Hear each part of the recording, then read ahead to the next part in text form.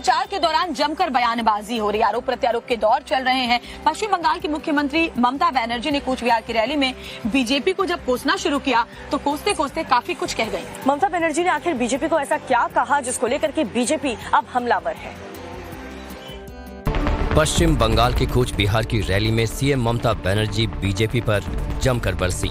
Mamata Banerjee BJP को कोसते कोसते इतना आग बबूला हो गई कि बीजेपी की तुलना जहरीले सांप से कर डाली। ममता दीदी ने बीजेपी पर आचार संहिता का पालन न करने का लगाते हुए ये तक कह डाला कि जहरीले सांप पर भरोसा कर लेना, लेकिन बीजेपी पर मत करना। মনে রাখবেন, আপনি কেউটে সাপকেও বিশ্বাস করতে পারেন, অ্যাটলিস্ট পোষ মানাতে পারেন, কখনো কখনো যারা সাপুড়ে পোষ মানাতে পারে, কিন্তু बीजेपी पार्टी के जीवने विश्वास करवें ना। लोकसभा चुनाव में ममता बनर्जी का बीजेपी के खिलाफ बोल बिगड़ा तो बीजेपी भी दीदी पर हमलावर हो गई। ममता बनर्जी को शब्दों की मर्यादा के लिए कटघरे में खड़ा कर दिया।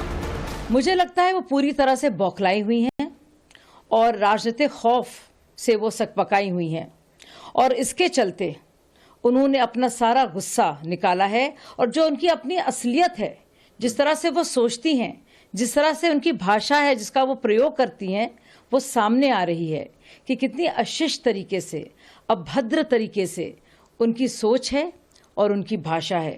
और सोचने वाली बात है, ये एक महिला मुख्यमंत्री की जबान है। ममता अपने चुनावी भाषणों में बीजेपी के लिए तीखे से तीखे बोल इस्तेमाल कर रही हैं। ममता जानती हैं कि यही बोल उनके चुनावी वोट बैंक हैं। वहीं बीजेपी भी ममता के हर तीखे बोल के खिलाफ पलटवार के लिए तैयार है।